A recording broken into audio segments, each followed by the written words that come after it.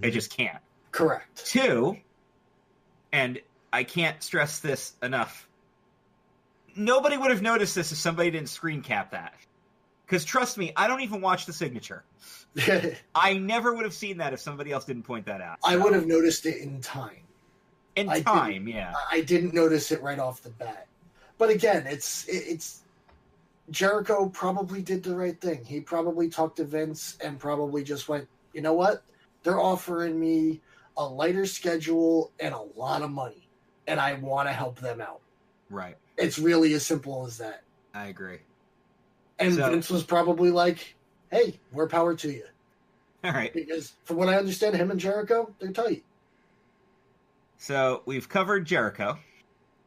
So I will go quickly back to SoCal Uncensored, which is where we got thrown off here in the first place. And who are the 3 members of SoCal Uncensored, you say? If you are not familiar, you'll at least know the 3 names. Well, you'll know 2 of them for sure. Wait, well, you should know all 3 of them. 2 of them are guaranteed no. Yes, Christopher Daniels, the Fallen Angel. I think one of my favorite wrestlers ever. Freaking amazing. Mm-hmm. Frankie Kazarian. He was the future, and now he's the present, I guess. And Scorpio Sky, who I think would be a little less known Mason Andrews, but he's stuck in California a long time. Yeah. And he didn't branch out for quite a while. He was the lesser known of the 3, for sure. For sure, yeah. But he's a PWG guy. He was like an original PWG guy. He was in a group with Joey Ryan back when Joey Ryan was the PWG champion back in like 2005. But to give you an idea of how long Scorpio Sky has been doing this, his debut was the same month that John Cena showed up on SmackDown to challenge Kurt Angle. Yeah. Yep, so, he's been at it a while. He's been doing this for quite some time. So as long as you've seen John Cena, Scorpio Sky has been working professionally. So, which is pretty cool. And I like to see those guys get their opportunity. Joey Janela has signed. Along with Penelope Ford. Well, that's kind of, aren't they kind of a package deal? For the most part, yeah. Isn't there like rumors that Penelope Ford was going to sign with NXT? WWE was seriously looking at her. And Joey still has 4 to 6 months for his knee.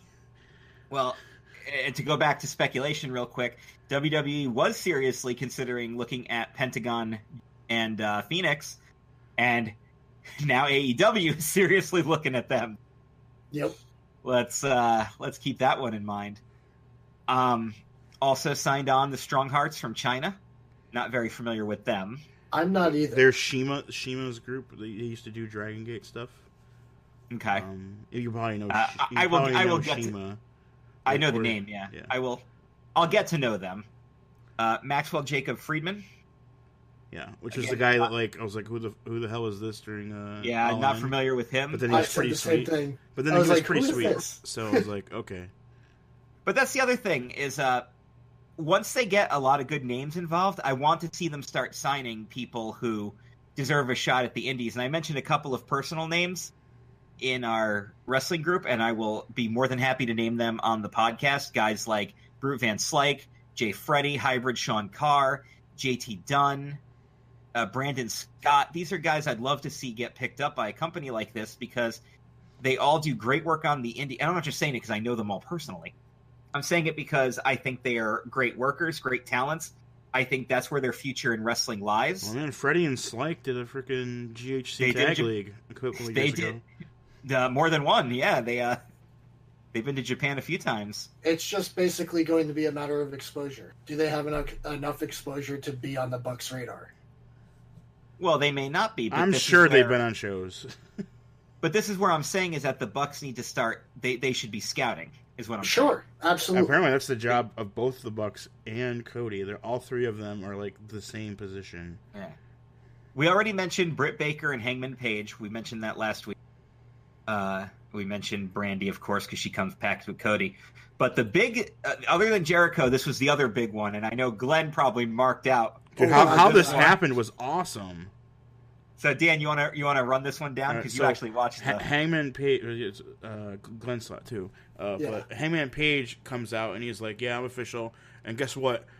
I want to be the first champion. And he's like in a suit and stuff. And all of a sudden you hear some music, and freaking Pac shows up in his gear with his dream belt. Yeah, with his freaking Dragon Gate belt. And he's like, "You fucking say what?" You want to be the first champion in AEW? I'm signed, and I am a champion. Yeah, dude. Like, shit! He's like, "You fucking see what? You what, mate?"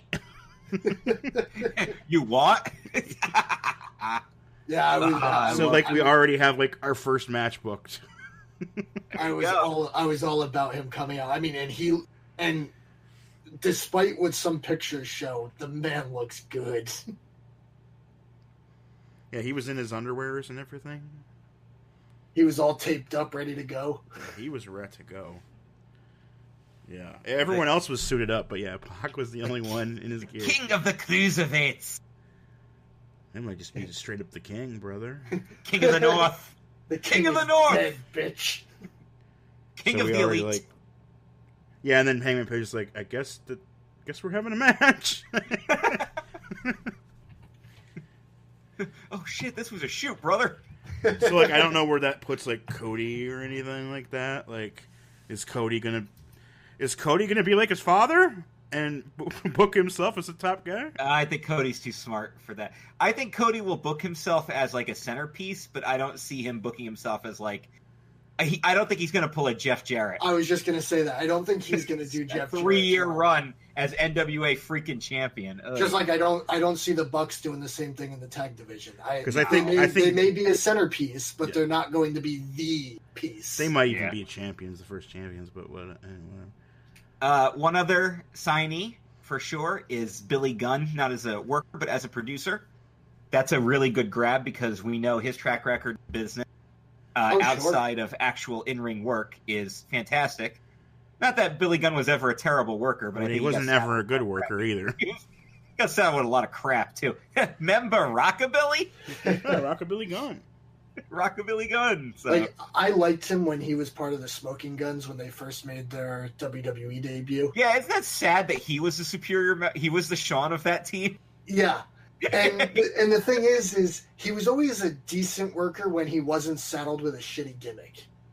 Although, to be fair, I still say Billy Gunn's best run ever was with Road Dogg. Oh, without a doubt. I mean, that was when he was the most tolerable. He had a guy to do his talking for him. Because he wasn't Mr. Ass, which, by the way, I don't care how much of a mark you are for that song, and trust me, I am a mark for that song because it's hilarious. That is one of the worst gimmicks and nicknames ever. 100% agree. Mr. 100%. Ass. He loves ass so much he doesn't even care if it's boy ass or girl ass. He just loves ass. Okay, I got a quick funny Billy Gunn story, and you'll all appreciate this. So, we're watching the 2004 Royal Rumble, and that was the Big Benoit one, probably the best booked Rumble, one of the best Royal Rumbles in the history of Royal Rumbles. In fact, it's my favorite next to 92 top Royal Rumble. It was very well booked, lots of star power and everything. And it was one of those ones where they had the confirmed list of guys because we didn't have like the surprise entrance or anything back then. Yep. Because it was the 15 from Raw, 15 from SmackDown. So we're watching it, and I'm watching it, and this is I'm at Pat's house. My buddy Jason Tamaro's and there's 4 people left to come out, and we all know Goldberg's number 30. And I remember we're just like, well, there's still no John Cena or Rob Van Dam, and we're just looking around. We're like, who the hell's even left? Like, we literally couldn't figure out who could possibly be left. And then the music hits, I'm an ass man. And we all start laughing because they had just spent weeks promoting Billy Gunn's big return to the Royal Rumble, and we already forgot that he was in it. If that gives you an idea of the memorable Billy Gunn, that should do it right there. My favorite Billy Gunn moments were like ones he was not even in, like when Edge won King of the Ring and he promised not to Billy Gunn it. Oh, yeah. Or when Rock cut a promo on Billy Gunn wasn't even there, I don't think. He cut his promo on Billy Gunn praying to God. Boy. And God's like, Bobby, well, my name's Billy. It doesn't matter what's your name. Awesome. But yes, Billy Gunn, producer, good signing. They are going to try to go after AJ Styles, reportedly. However, that's highly unlikely because he's pretty much confirmed he came to WWE to end his career here. Well, he wants to stack that paper and then spend time with his kids. He's about ready to sign a new contract. Or he's about due for a new contract. He wants a 3-year deal with a somewhat lighter schedule. Even if and it's highly likely that WWE will give it to him because they've been setting him up with all this other stuff, like, you know, working with Up, Down, Down and getting his own thing going over there. Even if he were to just do a 3-year deal with WWE, he still wouldn't go to AEW afterwards, only for the sheer fact that he'd then be 45 or almost 46 years old, and the chances are he's probably done. They get 2 years out of him at best. At best. So the reality is that the likelihood, very, very slim. All right, let's talk about a guy that they may actually sign. This has been the talk of basically since the new year. It's like, where in the world is Carmen Sandiego? Where in the world is Kenny Omega going? Yeah, and his is a little more tricky. Well, yes, because this is where New Japan, who has been insistent on not working with AEW, is now saying, all right, maybe we will play ball because we really don't want to lose Kenny Omega. And that's precisely it. They don't want to lose. They don't want to lose him.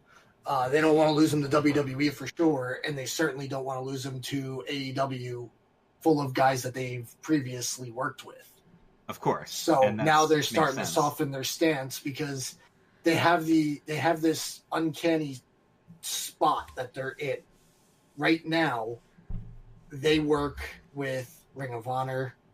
They work with a bunch of different companies. CMLL. As a matter of fact, that thing is starting like tomorrow, I think. Yeah. Fantastica Mania.